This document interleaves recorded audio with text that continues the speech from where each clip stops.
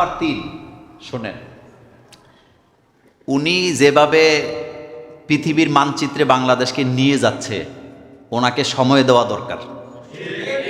54 বছর কিন্তু ভুগছেন। কয় বছর ভুগছেন?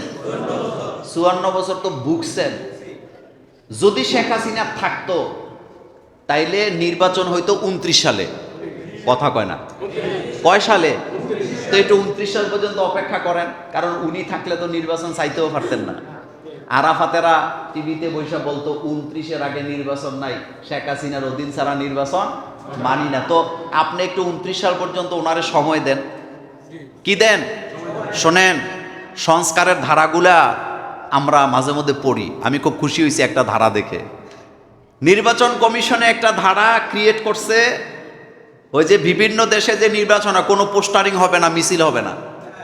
এলাকার জনগণ আসবে, যারা যারা প্রার্থী একই মঞ্চে একসাথে প্রচার করবে, যার যার বক্তব্য শেষে বলবে, জনগণ যারে ভালো মনে করে তারে ভোট দিয়ে নির্বাচিত করবে। এটা ভালো হয় না খারাপ হয়? কিন্তু অনেকে কবেন তাহলে তো বুট মুড়ি বিড়ি সিগারেট পাওয়া যাবে না। না, এর থেকে বাইরে হন। পৃথিবী কিন্তু অনেক আগায় গেছে। পৃথিবী কিন্তু অনেক আগায় গেছে। এত বছর যেহেতু ধৈর্য ধরছেন, 54 বছর বহুত খেলা আমরা দেখছি। অন্তত ডক্টর ইউনূসকে কমপক্ষে 5 বছর সময় দেওয়া দরকার। কয় বছর? কয় বছর? কোনো সমস্যা আসেনি? কোনো সমস্যা আছে? আমি আমার আল্লাহর জাতের কসম করে বলি, 2001 সালের পরে আমি একবারও ভোট দিতে পারি নাই। তা আমি যেহেতু এই 25 বছর ভোট দিতে পারি না, আমি আরো 5 বছর আমার ভোট দেওয়া দরকার। আমি আমার দেশটাকে আগায় নিতে চাই। যারা আগায় দিবে তাদেরকে সাপোর্ট দেওয়া দরকার। শোনেন, আমার গ্রামের বাড়ি তিতাস, কলাকান্দি ইউনিয়ন, কাউরিয়ার চর। নির্বাচন তো নির্বাচনে দাউদকান্দি থেকে অফিসার আসছে, প্রিসাইডিং অফিসার। তো উনি কোথায় থাকবে? আমার বাড়িতে থাকবে। আমারে ফোন দিছে, মোল্লা ভাই আপনার বাড়িতে থাকবো। তা আমি আমার বাড়িতে যারা থাকে তাদেরকে বলছি খাওয়া দাওয়া করাও, রান্না বান্না করো, থাকার ব্যবস্থা করে দাও। আমার ঘর তো খালি পড়ে আছে, বিরাট বিল্ডিং। নির্বাচনের দিন আমার গ্রামের ছেলে একটা আমার ভোটটা দিতে গেছে। বুঝছেননি কথা? কার ভোট দিতে গেছে? আমারটা।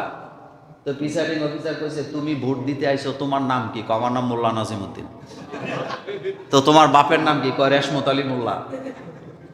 মানে আমার বাপে তারে জন্ম দিয়ে গেছে। প্রিসাইডিং অফিসার কা, আমরা তো মোল্লা নাজিম চিনি, ওয়াজ করে সারা দুনিয়া চিনে, তুমি মোল্লা নাজিম হইলে কেমন? আমিও মোল্লা নাজিম। কি বুঝছেন? আমার বোন ধর্মসাগর পার, মানে কুমিল্লার ভোটার, আমার আপন বোন, ফজনের সাথে ভোট দিতে গেছে। যাওয়ার পরে আমার বোনকে বলে দিছে, তোমার ভোট দেওয়া হয়ে গেছে, চলে যাও। আমার বোনটা কাঁদতে কাঁদতে আসছে আর বলছে, আল্লাহর কাছে বিচার দিয়ে গেলাম, তোদের কারণে আমি ভোট দিতে পারি নাই, যা আর ভোট দিলাম না। এরকম হয়েছে নি? তো আর 4 বছর সহ্য হয় না?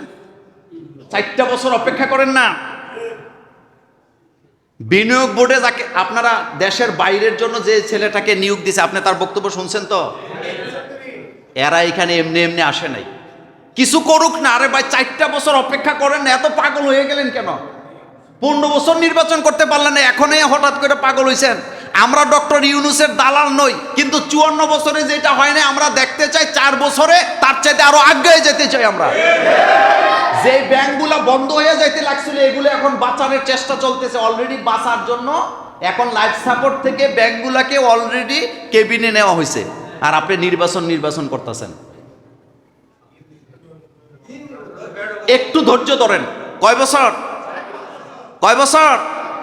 5টা বছর। 4 বছরই থাক, 4টা বছর। আমাদের দাবি, আমাদের এটা কি, আমরা অপেক্ষা করি না। নেতারা মরতেন না, আপনারা বাঁচবেন, আপনারা বহুত কিছু করতে পারবেন। একটু অপেক্ষা করেন, 4টা বছর সুযোগ দেন। সারা পৃথিবীটা একটু বাংলাদেশকে চিনুক। কি বুঝেন? আপনি দেখছেন না থাইল্যান্ডে কি হয়েছে? আপনি দেখছেন না চীনে কি হয়েছে? অপেক্ষা করেন, আরো নতুন চমক আসতেছে। কারণ পৃথিবীবাসী আপনার নেতারে চিনে না, পৃথিবীবাসী চিনে একজন মেধা যোগ্যতা সম্পূর্ণ ব্যক্তি, তারা চায়। ডক্টর ইউনূস আগে কি করছে এগুলা বললা বেড়ান। তা আপনি যে চান্দাবাজি করে খাইছেন সারা জীবন। আমি মোল্লা নাজিমের কাছে চান্দা চাইছে, কুমিল্লা শহরের ঘটনা, 50,000 টাকা নতুবা মামলা দিবে। আমি কইছি 50 পয়সাও দিব না, যা ইচ্ছা তা করো। এডি এখন বোরকা পইরা কুমিল্লা থেকে ভাগছে। ধরছে কে? বহুত জ্বলছি, বহুত জ্বালা যন্ত্রণা হইছে। এবার একটু থামেন, 5টা বছর চুপচাপ থাকেন। এত নির্বাচন দরকার নেই, নির্বাচনে থাক। আমরা শান্তি চাই। নির্বাচন তো তারা চায় যারা নদীর বালু চুরি করতে পারতেছে না, চান্দাবাজি টেন্ডারবাজি করতে পারতেছে না, তারা নির্বাচনের জন্য পাগল। সাধারণ মানুষ নির্বাচন চায় না। আপনার কাছে ভালো লাগুক চাই, না লাগুক।